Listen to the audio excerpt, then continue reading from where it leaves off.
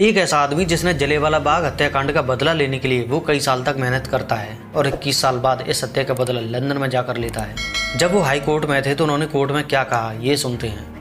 Court में बहस तो बहुत लंबी हुई थी, पर यहाँ पे मैं पूरी बहस में से केवल वही कह रहा हूँ जो उद्यम सिंह ने कहा था। हाँ, मुझे कहना है कि भारत में ब्रिटिश साम्राज्यवाद का नाश हो, वहाँ शांति कायम हो। आप अपना इतिहास देखें, कई रक्त पिपासु लोगों को आपने भारत में राज करने को भेजा है, वे राक्षस हैं। मैंने विरोध में ऐसा किया। मैं भी बातें विस्तार से रखना चाहता हूँ जिन पर जूरी ने गौर नहीं किया। मरने की फिक्र नहीं है मुझे मरने का डर भी नहीं है। जान देने का गर्व है मुझे। मैं अपनी मातृभूमि की मदद करना चाहता हूँ। उम्मीद है कि मेरे मरने के बाद इन कुत्तों को भगाने के लिए मेरे दूसरे देशवासी सामने आएंगे। मैं इंग्लिश कोर्ट में इंग्लिश जूरी के सामने खड़ा हूँ। आप लोग भारत में जाते हैं और वहाँ से लौटते हैं तो आपको इनाम दिए जाते हैं, आपको हाउस ऑफ कॉमन्स में जगह दी जाती है। लेकिन जब हम इंग्लैंड में जाते हैं तो हमें मौत की सज़ा दी जाती है। मुझे इन सब की परवाह नहीं। तुम लोग खुद को बुद्धिजीवी कहते हो, लेकिन जब तुम्हारे लोग भारत आते हैं तो वे भारतीय छात्रों पर मशीन गन से फायरिंग का आदेश देने में जरा भी नहीं हिचकिचाते। हमें पता है कि भारत में क्या हो रहा है। तुम्हारे कुत्ते हजारों भारतीयों की जान ले रहे हैं। आप और नहीं सुनना चाहते, लेकिन मुझे ढेरों बातें कहनी हैं। तुम लोग साथे रहो। भारत में जो कुछ हो रहा है उसे सुनना भी नहीं चाहते। इसके बाद उद्यम सिंह ने नारा लगाया, इंग्लैंड मुर्दाबाद, साम्राज्यवाद मुर्दाबाद। ये थे उद्यम सिंह के बोल। शायद आप जानते होंगे कि उद्यम सिंह ने अपने समय में एक बहुत बड़ा इतिहास रचा था जो अतुलनीय है। जलियांवाला बाग हत्याकांड में उन्होंने जो भूमिका निभाई थी वो शायद ही कोई कर पाए। सन 1901 में उद्यम सिंह की माता नारायण कौर और 1907 में उनके पिता टहल सिंह का निधन हो गया। इस घटना के चलते उन्हें अपने बड़े भाई के साथ अमृतसर के एक अनाथालय में शरण लेनी पड़ी। उद्यम सिंह के बचपन का नाम शेर सिंह और उनके बड़े भाई का नाम मुक्ता सिंह था, जिन्हें अनाथालय में उद्यम सिंह और साधु सिंह के रूप में नए नाम मिले। सरदार उद्यम सिंह भारत के स्वतंत्रता संग्राम के एक महान सेनानी और क्रांतिकारी थे। वे गदर पार्टी से संबंधित एक क्रांतिकारी देशभक्त थे। सन 1919 को एक क्रूर अंग्रेज अधिकारी भारत में आया था जिसका नाम था डायर। अमृतसर से उसकी पोस्टिंग की गई थी और उसने एक रॉलेट एक्ट नाम का कानून बनाया जिसमें नागरिकों के मूल अधिकार खत्म होने वाले थे और नागरिकों की जो थोड़ी बहुत बची कुची आज़ादी थी वो भी अंग्रेजों के पास जाने वाली थी। इस रॉलेट एक्ट का विरोध करने के लिए 13 अप्रैल 1919 को अमृतसर के जलियांवाला बाग में एक बड़ी सभा आयोजित की गई थी जिसमें लगभग 25,000 लोग शामिल थे। 11 अप्रैल को जनरल डायर अमृतसर पहुंचा। उसने आते ही समूचे अमृतसर में फौजी कानून लागू कर दिया। विधिवत इसकी घोषणा भी नहीं की गई। अनेक व्यक्ति गिरफ्तार कर जेल में बंद कर दिए गए। 13 अप्रैल की शाम को जलियांवाला बाग में नेताओं की गिरफ्तारी और पुलिस जातियों के विरोध में एक सभा बुलाई गई जिसमें 1600 निर्दोष हिंदुस्तानी, जिसमें हिंदू, मुस्लिम और सिख सभी धर्म के लोग थे। डॉक्टर सैफुद्दीन किचलू, डॉक्टर सतपाल चुंग शांतिपूर्वक जलसा कर रहे थे। इस बाग में प्रवेश करने का सिर्फ एक ही रास्ता था। चारों तरफ से मकानों से घिरा हुआ बाग वास्तव में बाग नहीं होकर जमीन का एक टुकड़ा था। भीड़ निहत्ती थी, गोद में बच्चे भी थे। महिलाएं भी इस सभा में शामिल हुई थी।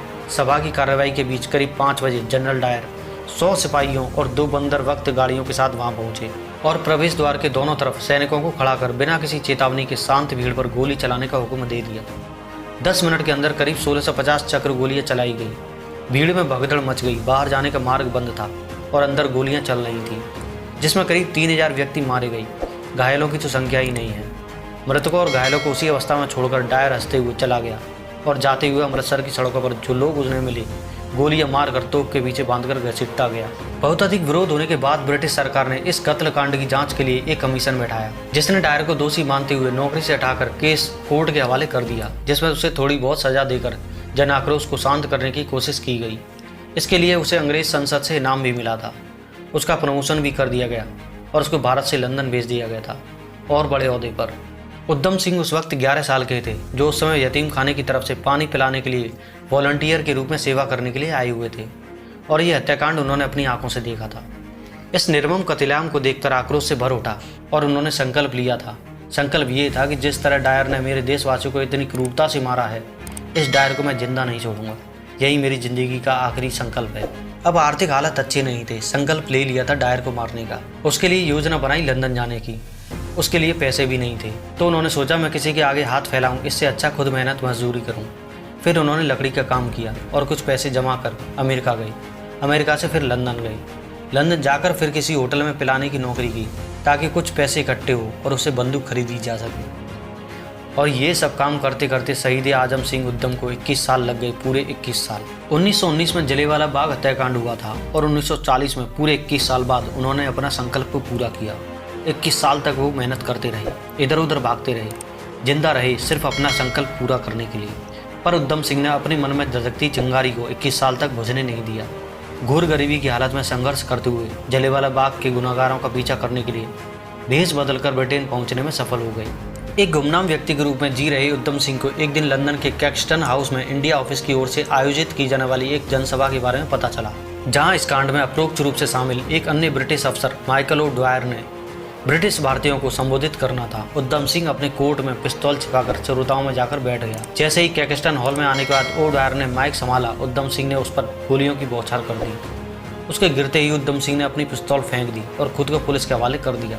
हिरासत में रहने के दौरान उन्होंने राम मोहम्मद सिंह आज़ाद का नाम इस्तेमाल किया, जो उनकी धर्मनिरपेक्षता की भावना का प्रतिनिधित्व करता है। ब्रिटेन में ही उस पर मुकदमा चलाकर फांसी की सजा सुना दी गई। 31 जुलाई 1940 को यह शूरवीर फांसी के तख्ते पर चढ़ गया। आज हमें जरूरत है कि अपने शहीदों की गाथाओं को न केवल खुद याद रखें, बल्कि उन्हें आने वाली पीढ़ियों के लिए भी सहेज कर रखें। 14 अप्रैल की स्थिति शांत रहने के बावजूद 15 अप्रैल को अमृतसर में मार्शल लॉ जारी कर दिया गया। पंजाब की घटनाओं की खबर बाहर नहीं जाने दी गई। ऐसे वीर स्वतंत्रता सेनानी जो श्रद्धांजलि के लिए उत्तर राज्य के एक जिले का नाम उनके नाम से उद्यम सिंह नगर रखा गया। तो दोस्तों, ये थी उद्यम सिंह की कहानी। तो वीडियो अच्छी लगी हो तो लाइक, शेयर एंड सब्सक्राइब जरूर करना। तो जय हिंद, नमस्कार।